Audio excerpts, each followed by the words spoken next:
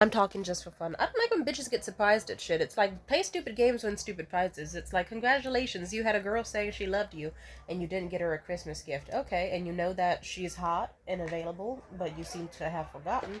And then you're gonna complain that it's like, oh no, I can't believe Tania went out for Christmas with this 6'5" total stud muffin with a really good job and a great future, and he's just trying to bust rounds inside of her and take her out to beautiful candlelit dinners and stuff. It's like, yeah, 'cause you fucked up.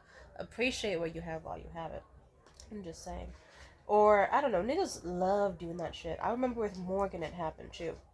With Morgan's bitch ass. I remember specifically, I told him, I was like, hey, listen, if me and you aren't a thing, and if you end up going to that wedding, that, because Morgan did this shitty thing where all his friends were having weddings, and he was depressed about it.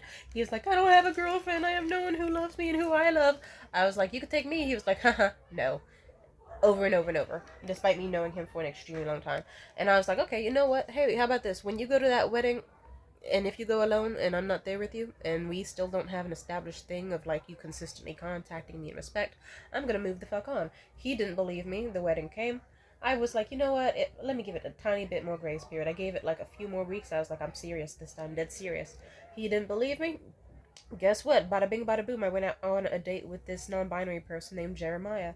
We went out for some pretty solid Italian food, had good conversation, and despite their dirty fingernails, they were one of the most suave, charming motherfuckers I had met in a while, which is dangerous. But it was nice because then I got reminded, oh yeah, there's plenty of other sexy options outside of Morgan.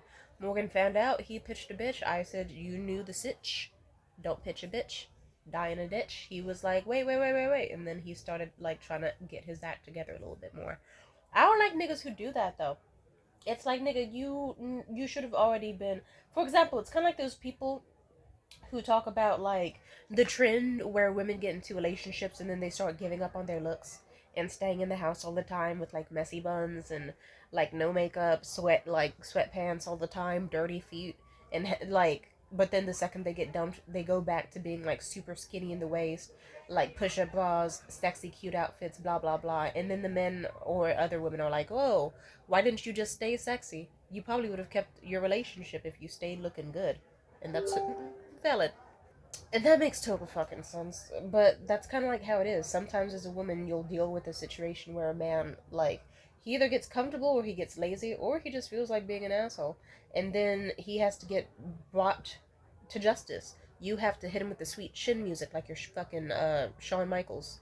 Just straight to the jaw. Heartbreak kid. Heartbreak kid. Speech impediment.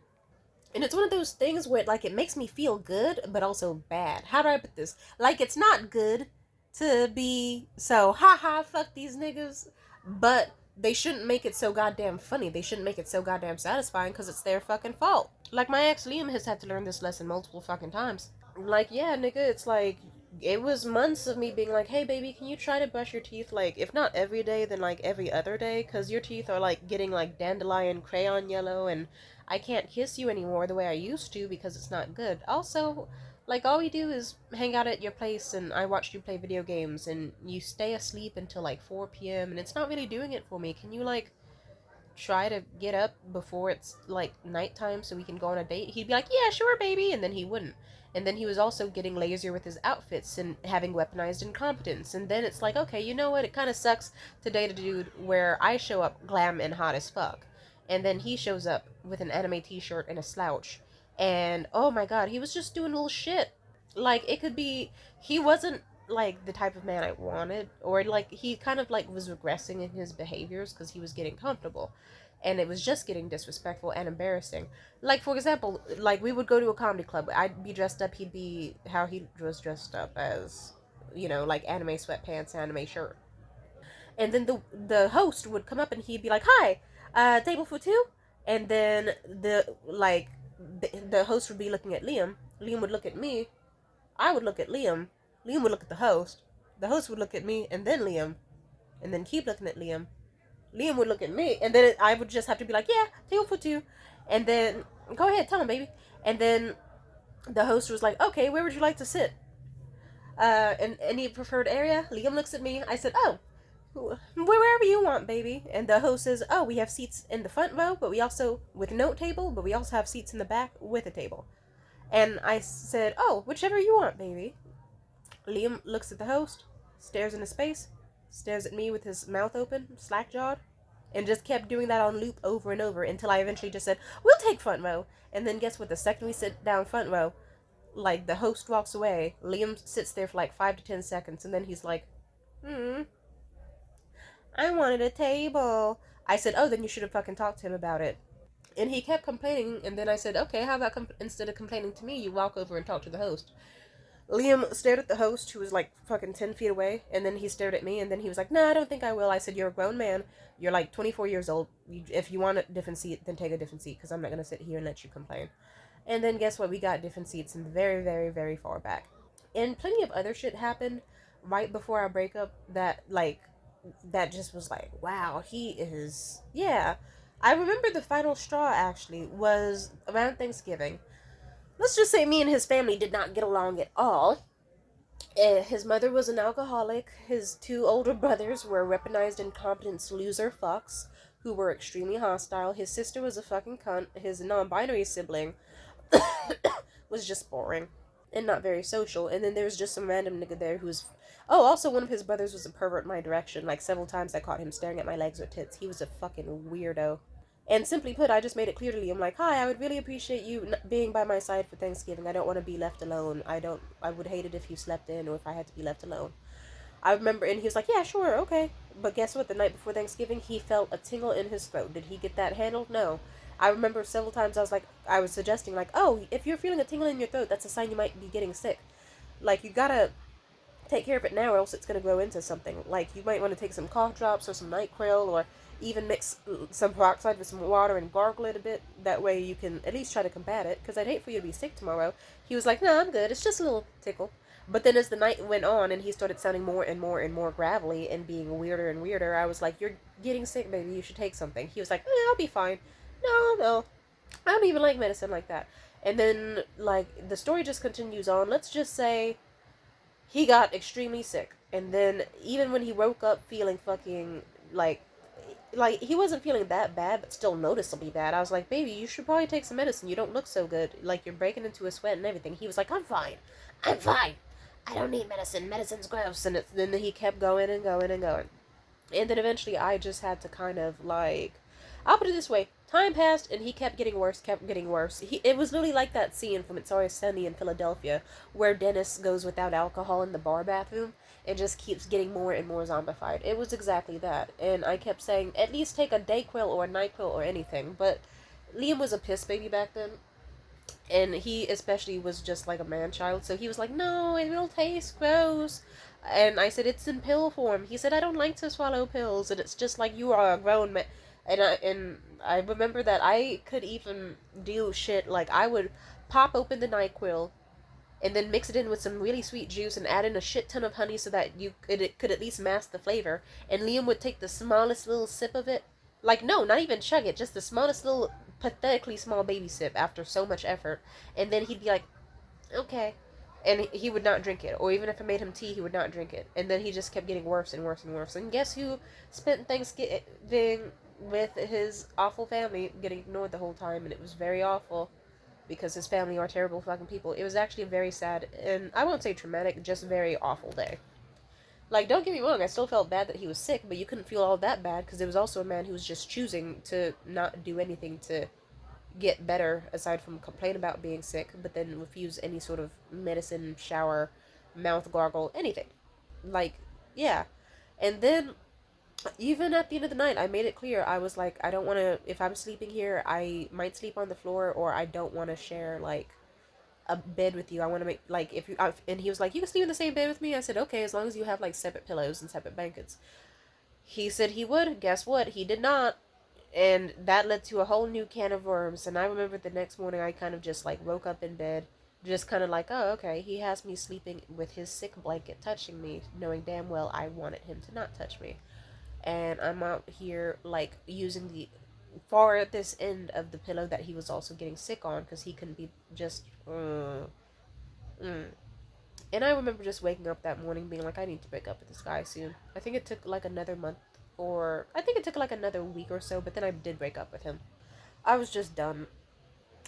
For many reasons. There's more that goes into it, but simply put, anyone I've told this story to helps me not feel guilty because they said, you really paint an image of this guy, and it's not a good one. It sounds like he's just, like, very incompetent. Like, he doesn't know how to do anything by himself. He can't do anything that you would expect. Like, it's not, like, it's not fucked up to say it. He doesn't sound like a man. It sounds like someone who's just stuck in the body of a little boy and doesn't want to acknowledge that they're a grown up now. And it's like, yeah, that's a good point. Anyway, so I broke up with Liam. He was sad about it, obviously, but at the same time, I'll put it this way: I was crying to this man. Because it was like, imagine that I'm crying, like, hi, I feel like I keep trying to suggest things to you to make your life better, but you don't do it, and you just complain about your life quality. Or you make me feel bad if I try to, like, even if I talk to you gently and softly about how I feel, you don't take me seriously. If I say it sternly, you say I'm nagging you, and it just feels like there's no winning because I just want to be able to kiss my boyfriend and go on dates with my boyfriend. I don't want to have to beg and cry for you to take me out using a Groupon that we've had for months. And like, it's like, am I not worth like $5 for the bus fare? Because that's the only thing you would have had to pay for. And like, I was really just explaining, like, it feels like I've been trying to reach resolutions and nothing's happening. And he didn't have much to say other than, I see, baby. Yeah, I understand. But like, no resolution came. Simply put, it was a relationship that was doomed to failure. He got comfortable, and then he wanted to be shocked that eventually it's like, yeah, dude, I've been making it extremely clear what I needed for ages. And I deserve better than a dude who, like, stays up till 4 a.m. playing Elden Ring, and then only will wake up at, like, fucking 4 p.m., 5 p.m. when it's dark as fuck, cold as hell outside, and it seemed like he was doing that on purpose to try to like use the excuse of, oh, we can't go out because it's so dark and cold and the bus lines, will take forever to get there in the cold and Uber prices went up, we should just stay home instead. Like, he got really shitty with it. And I don't know, shit like that just makes it hard to sympathize with men. So there is a little bit of a aha in my head because it's like, cool, I broke up with him, and I remember that I people were cheering when I broke up with him. They were ecstatic. I remember I hit up my old hoes. I was like, I'm single now. They called me up immediately. Even the ones who were in like other country, like states and shit. They were like, "What the fuck? You broke up with him? I thought you loved him." It's like, yeah, I did love him, but he was acting like an asshole, so I had to break up with him. And they were like, "Ay, shit, that sucks. Sorry to hear that. Call me again sometime." And I remember I just immediately, like, the first night of the breakup still sucked. I was still heartbroken, but I do remember I met up with Morgan, and we were playing, like, I was watching him play video games on his PS5, and he got us Chinese food, and we were talking and having a pretty nice time. And then we fucked a few times. And, like, I think twice in the first week of the breakup. And it was pretty good. And Liam heard about that, and he was crying at his job and shit, and it's like, that's not really my fucking fault, buddy. It's like, yeah, you had me, you fucked up, and now I'm going to this, like, fucking fat booty Latino guy who's gonna buy me food that you didn't, and he's going to fuck me in ways you couldn't, and you're just gonna have to deal with that. I don't like the type of men where they only start acting right when they realize other men want you. Like, those are the most pathetic types. Because then you will always need to do that. There will always need to be some, like, weird invisible wooden spoon or hand ready to smack some sense into them. Or some looming threat of you getting snatched up for them to act right. And I'd rather just be with a dude who sees me, loves me, and goes, she's tight as fuck. I want her to be happy. He did eventually start acting right, and don't worry, we're on good terms to this day, but I never really got over that, because it's like, well, how do I put this? Even when I did, there's several more instances. Hell, here's the next instance. This involves two exes. I remember at some point it was like coming up on 4th of July. And I remember I asked him, I was like, hey, you want to go to, like, the Marin County Fair together? He was like, oh, well, maybe. I'll have to see. I don't know. I'll have to let you know if I'm feeling it. Oh, no. And I just kind of was like, oh, okay. He's giving the vibe of disinterest. That's not cool. Plus, at the time, I was having a fallout with the main dude I was seeing, who I don't say the name of. He's evil. And simply put, oof, this man was fucking awful. Like, terrible, terrible piece of shit. He was so awful. I remember that the way me and the main dude I was seeing fell out, it was a lot of reasons. Let's just say he's the type of dumb fuck who, I'll put it this way. Do I want to say the whole story? I'll make it quick.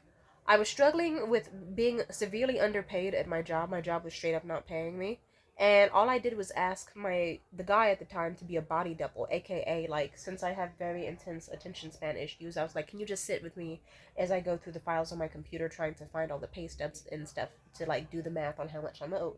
He was like, "Bet, did he do that?" No, no. He instead distracted me by trying to fuck me.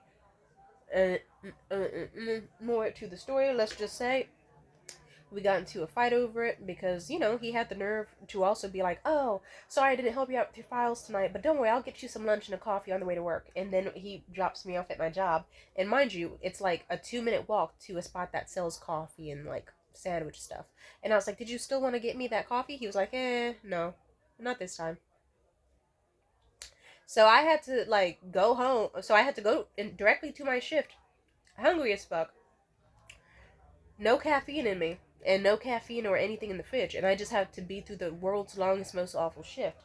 Me and that guy got into a fight over the phone. We broke up again, as he deserved. And then I guess to cope, he was watching porn, as one does. And he stupidly thought that the porn star Angel Youngs was actually in the comment section of the fucking videos he was watching, actually looking to fuck a fan. And he tried to see if it was real, and he got this like robot chicken level bad deep fake of like some obvious OnlyFan rip videos of her that were just like, "Hello, Jared, darling. I really am in need of funds. I need you to send me $100, and that will be enough to have sex with me." And his dumbass, with that, he needs glasses. He doesn't fucking wear them, but he also needs brain cells, and he doesn't fucking have them. He was like, "I bet this seems legit. Hot porn stars wanting to fuck in a fucking 20-mile radius. This seems cool." He sends the obvious AI scammer person $200, then talks to Angel Young security, and it's just two men on the screensaver saying, "Oh, we need another $100 as a deposit.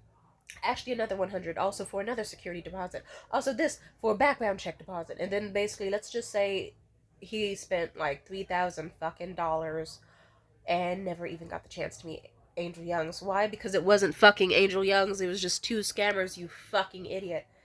And then bullshit, like, yeah, and then I remember he told me about that and confided in me about it, and I just kind of thought to myself, like, "Huh, you knew I was suicidal and struggling and not eating every single day and suffering from poverty, and you didn't." It's like, wow, but some AI got $3,000, but not the alleged girl you love and want to marry. How interesting. And then, Jared did more bullshit that I don't want to say, or else I'm gonna have an aneurysm. Let's just say the nigga was also just like delaying getting money that could have helped him resolve his financial situation because he was blowing all his money on like alcohol and shrooms instead of like, I even told him, it's like, "I have this app called Blue Crew. I can give you like a sign up code and you can easily like make most of the money you need back in like a single, like in this 4-day weekend we have." Did he know? Because he's a fucking idiot. And eventually he kind of realized, like, "Oh, okay, Tamia is gonna fully 100% stop being around me if I don't get my shit together." He signed up for the app, got some of his funds back. And then, by then, I was already burnt out because I was like, "Wow, the man who I thought I loved really is the dumbest, stupidest, most selfish, goddamned bastard ever." And, wow, like, more shit happened, but it was so fucking bad. Like, nigga, you knew I was suicidal and struggling. And you paid me dust while claiming that you wanted to love me, marry me, let me be mother of your kids and step mom to your kid or whatever. Fucking Angel Youngs gets $3,000. Like, wow. And I just kind of thought to myself, yeah, this is. I just kind of lost all feelings for him pretty much. And then the final straw was that he knew damn well that for a lot of reasons I wasn't in the mood for anything sexual. I was actually repulsed by sex, mainly from him because he also is a sexual abuser. He's a rapist, and he had the nerve after all that to try to start harassing me. Like, we couldn't have a single conversation without him bringing up sex. It could be like, "Hey, Tamia, how are you?" I'd be like, "I'm good. I'm just looking at videos of fashion," and then I could show him a cute sundress, and he'd be like, "Yeah, you look fucking hot getting fucked in that from the back." I was like, "Hey, okay, weird." And I'm just looking at food. "Oh, what about pineapple? I bet it will make that pussy taste fucking And I just was like, grown ass. Like, ew. And he kept talking like that, like conjuring up sex topics from thin air. And I was like, okay, how about this? You're chill, but we have been through a lot in the past few weeks that have been very traumatic for me. I don't feel the same about sex anymore, and I don't really feel the same about us in that way anymore where I feel comfortable talking about sex. We can talk about other things, but simply put, that's just not a topic for me. And you're still cool, I just don't want that. You want to know what this man did? He threw the world's biggest fucking tantrum, like a multi-paragraph essay of fuck you, burn in hell, narcissistic piece of shit, stupid bitch, blah blah blah, blocking you on everything. Don't call me if you're stressed or suicidal or in any sort of pain or trouble. I don't give a shit, blah. And he kept going. And I would just respond, okay. He would send another paragraph essay, I'd be like, that's fair. He sent another paragraph essay, and he just, you could tell that he was just throwing tantrums and he was trying to get a reaction out of me to see if I cared, but I didn't. And then finally, I just had to send him a message that was like, I don't care anymore. In fact, even if you try to come back, there's no room for you to come back. I am officially done with you. This is over with. You're nothing to me. Goodbye. Sorry, I just thought of something very evil if you're wondering what that look I did was. And yeah, and he blocked me. Time went by, and I guess he, like, and he also tried to act like I was losing out on shit. Cause I remember, like, the conversation we had leading up to that was him saying, like, he kept trying to do like bids for my affection, but they weren't working. He tried to do shit like, hey, when I'm back on my feet financially together 100%, I'm gonna take you to Dead Fish and Pocket, that fancy restaurant I said I would always take you to. And I said, no, I'd rather just have the money to like pay off my bills, since you also kind of fucked up my housing situation and my bond with my housemate from the shit you did. Because there's more shit I'm not speaking about. And he acted salty as if I was the problem. He was like, okay, I guess. And I was like, yeah, because why would I need food at an overpriced restaurant that we saw the video where they have rats in that restaurant. I don't know what you were thinking. He's not a smart man. But, and then he kept trying to do bids for my affection. I remember another thing he did was he was trying to be like, ooh, guess what? For, like, I know you don't have plans for 4th of July, and I know it's a depressing day for you. How about this? I pick you up, and then if I have the money, I'll pick you up, and I can take you to, like, the water side parking lot out here, and we can watch people blow off illegal fireworks in the parking lot. How about that? And he was like, and I can get us beer or wine or something because I can't afford food. I can't get us food. Nigga, I don't like alcohol, number one. And two, I need food? What? Okay. Stupid ass. You're dating a skinny bitch who, come on, who needs protein. Oh, he's an idiot. Either way, when we had our falling out, he was all salty and shit, but that's not my fucking problem. All I know is, I remember I was at my shift at work, Lily, on like July 3rd or so. Like, it was like midnight July 3rd. I was on Bumble, swiped on this cute blonde dude named Devin, and he was like, hey, have any plans for 4th of July? And aside from me talking to this one old dude, I didn't really have any plans. I was like, not really. I guess I might go on a date with some boring ass old dude to this restaurant, or I might just stay at home. I don't really have anything planned at all. It's kind of a boring day for me, actually. He was like, what's it going to take for you to cancel those plans and be with me instead? Because I'm going to Lake Tahoe 4th of July. I was like, oh, well, let's see. I don't really got any money like that.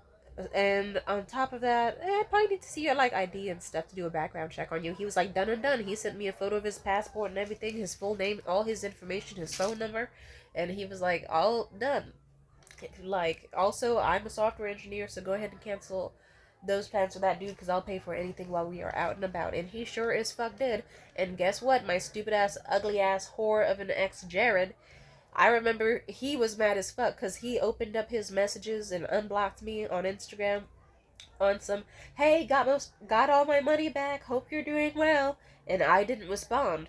And then he sent me some more messages, I didn't respond to those, and I noticed that he was sending and unsending them because I was getting little notifications or whatever. But I wasn't really tripping. You know why? Because I was too busy recording the beautiful fucking blue sky on that nice 103 hot ass day. Looking at beautiful women oiled up in fucking string thonginis on beautiful luscious thighed thick assed women. Oh my god, I love Lake Tahoe. Sparkling sea, hot ass Colombian man driving the Tesla, eating McDonald's with him, having a blast. And like, and both Liam and Jared were mad because eventually Liam, he still has his habit. He woke up at like 3, 4 p.m. He was like, "Hey, baby, if it's not too late, do you want to see if you can find a way to take a bus up here? Do you want to see if there's still time to make it to the county fair?" And I just texted back like, "Oh no, I'm actually in Lake Tahoe with somebody right now, so I can't." And Liam simmered over that for the day, but he came back and apologized the next fucking day, saying he was sorry for being a flake, and that he won't do that shit again. Did he do it again? Of course he fucking did, but still. Temporarily, he learned his fucking lesson.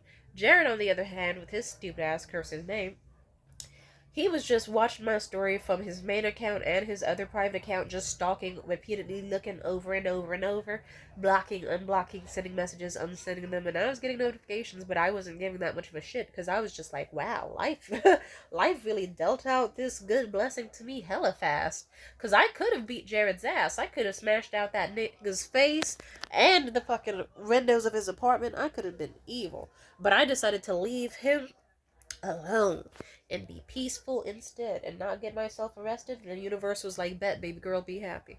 And then Jared continued to kind of like stalk me online for like a solid month or so, because anytime I went on a good date after that, he was furious.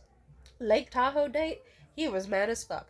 And then more time passed, and Lake Tahoe guy fucked up very quickly within 24 hours of the date. But time passed. I met that Riley guy, and Riley got me a ruby bracelet on the first day. We went to an escape room, Michelin star restaurant, burlesque show, matching sweaters in the city. Like, we were fucking cute as hell. And I remember I was posting pictures and talking about how good that date was online, and suddenly I was getting like. And then I also talked about how Riley, for my birthday, wanted to take me on a helicopter ride around the city and pay for my hair and nails to get done and my makeup, and I was like, this is sweet. And you want to know what happened? Jared sent me more fucking monologues. He just monologued in my DMs on some "fuck you bitch, I fucking hate you, hope you get rats, hope you get in a car accident, blah blah," like vicious shit. It's like, fuck you, ugly ass broke ass nigga. Not my problem. Like shit, divine comedy. If that's the proper way to use that phrase, I might have to Google that. I remember I hooked up with this dude who we call Boomerang Dick. He's been mentioned before. His dick is just, I've said it a million times before, free throw dick. Like, it's like long and then it just turns like a sharp left turn. Oh, beautiful. Huge dick. Tall ass man. The man was like 6'3", 6'4". Muscular, thick thighs, very cute, shy, ADD, very adorable, curly hair as fuck, and he was a funny ass comedian. And then Jared crashed out fucking again, and kept crashing out, and kept crashing out, and it's like, nigga, get a grip. It's like, yeah, congratulations, shawty. That's what happens. You play stupid games and, like, they make it so laughable. It's like, yeah, you had me. You had me multiple times. I gave you multiple chances. And each time you were like, I'm going to be like a sexual predator. I'm going to do negging. I'm going to be like mentally and emotionally abusive. I'm going to be unsupportive. I'm going to be broke as fuck, but then also stingy. I'll spend a lot of money only during guilt trips so that hopefully she won't leave me if I take her out for sushi. And then I'm going to repeat sexual predatory bullshit over and over and over. And I'm going to be racist and transphobic and stupid as fuck. It's like, yeah. Cool. Then he had to learn the hard way that it's like, yeah, dude, there's niggas younger than you with money. There's niggas who are the same age as you and hotter and more successful and more smart and caring and empathetic. And there's niggas who also have big dicks, even bigger than yours, but they're also funny and cute and don't have fucked up receding hairlines and fucked up bodies, and they have abs. And that nigga went mad, but it's like, okay, cool. I hope he does kill himself with that. I genuinely do. Amen. And then, oh yeah, and then finally, we all know the most recent moment. Liam, I remember me and Liam actually, this second half of this year, we got close again. It started feeling as good as it did when we first started dating. And he was actually putting an effort, like, he was actually, like, going to the dentist and, like, getting his teeth scraped and, like, using peroxide and, like, special whitening toothpaste. His teeth were looking better, like, lightening up by a few shades. I was able to tongue kiss him again, not, like, having to kiss him like he's a grandmother or whatever. We got really good at sex, like, even better at sex. He was doing shit I liked in bed and having fun with me. He was actually being more thoughtful and considerate and planning like dates for us to go on and stuff, and trying out new games with me that I wanted to play, not just watching him play Elden Ring and Dark Souls and Demon Souls all the time. And it was exquisite. And I actually even slipped up and said I loved him a few times, and I meant it. But I also still slipped in that it was still platonic, because we weren't like a monogamous couple, but still enough where it's like, how do I put this? I loved him in the sense of it didn't matter what our connection was going to be. I would just still always appreciate him 100%. Anyway, you want to know how I got rewarded for that? Let's just say December 19th rolled around. That nigga did not get me a Christmas gift. And I was like, okay, bet. Like, it's like, oh, okay, so he's gonna spend the Christmas with his shitty ass family who hates me, and not give me a gift and not check in on me at all during those days. And I'm gonna be at home miserable as fuck when I'm hot and cool and young and desirable. Fuck no. I went online. I took a shower. I did some stuff spiritually. I literally prayed to the gods in the heavens. I was like, send me the perfect man who is what I need at this time. Send me the perfect man. Intelligent, fine as fuck, tall as fuck, fit as fuck, everything as fuck. Perfect. And a little mentally unstable. And then you know what happened? I got DM'd out by a dude online, and he was like, hi, my name's Tony. I'm 28 years old, mentally stable-ish. I'm 6'4". I'm this many pounds. He was a photo of me, and he was so hot. And yeah, and we met up. And I'm sure we all know what happens next, because I've made multiple videos talking about it. But let's just say it was an interesting week, but one of the most romantic weeks and flings that I think I've had in my life. I'm gonna be honest. He was everything I've ever wanted in a man. Holy shit. If he was a better person, I could see him as being real marriage material, is what I would say. And then lo and behold, Christmas came and went. And you want to know what happened? I got, like, for Christmas, I had a bunch of gifts drafted for Liam, but, I just kind of was like, fuck it. I had this little nice, like, strong-ass pre-rolled blunt, so I gave it to the guy I was seeing instead. His name is Mitchell, by the way, not Tony. He was going to give me a fake name. It's a long story. But I ended up hanging out with Mitchell. Gave him the weed I was going to give to Liam. Hung out with him. We had a blast. We spent, like, he got me a nice ring and a bracelet, and we spent the week acting like we were newlyweds, and it was a great fucking time. It was sublime. It was perfect. Ooh, yes, I know how to rhyme. Eh? And then you want to know what happened with Liam? He texted me. Like, I guess, like, I also was kind of a dick. I told him in advance. I was like, oh, nothing, I'm just getting ready for my Christmas plans. He was like, what are your Christmas plans? I said, oh, just meeting up with a friend. We're gonna do this and do that. And then instead of saying, we're gonna go to a hotel room, I said, we're gonna check out a hotel room because there's, like, a cool, tour happening there because it's known to be, like, a paranormal hotel. That was true. I just didn't say that it was gonna be an all-night tour of each other's bodies. And, then I guess Liam woke... I don't know, it was surreal as fuck. Liam woke up early, and the first thing he did was message me, like, oh, good luck with your plans and stuff. I think he still was super anxious. And he messaged me over the course of several days. I did not respond, only because I was too busy dealing with the 8.5 inches on soft, 6'5", tall, fit, handsome, well-earning man in front of me.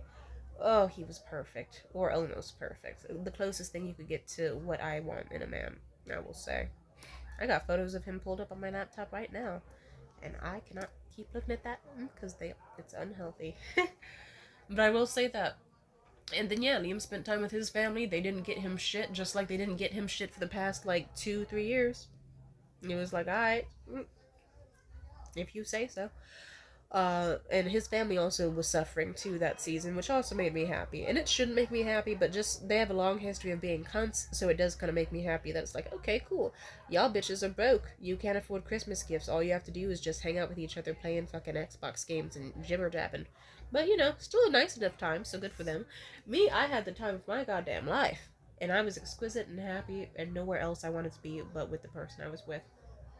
And then let's just say, Liam heard about it one way or another, because I think he just saw me make, like, a TikTok or whatever about it, and then he got in his feelings.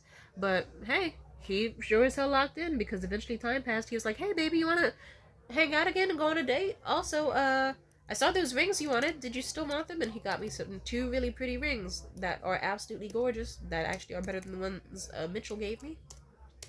And he's been trying really hard to really be a good lover to me, because I guess he kind of realized, like, oh shit. Because it's like, yeah, imagine you tell a girl on the 19th that it's like, yeah, I haven't really planned out a Christmas gift for you. I'm not tripping on it. And then it's like, by December, like, 22nd, 23rd, she's already got, like, Christmas Eve and Christmas covered with a whole new man. And she's posting videos about how he's about to let it snow all up in her chimney. And deck the shit out of her halls. Yeah. The thing with Mitchell is that I still appreciate that he was there. Like, and it's good. I'm glad I got to spend a wonderful time with Mitchell. The wonderful moments, that is. And I'm glad that it did make Liam come to his senses of, like, shit, right, I'm dating a bad bitch. She can find people easily. I have to actually act like I like her and put in an effort so that she doesn't get souped up again. And now he's trying really hard and he's doing a great job because he wants to make sure that I feel loved and abundantly comfortable and awesome. And that is exactly how a man should make you feel. Amen.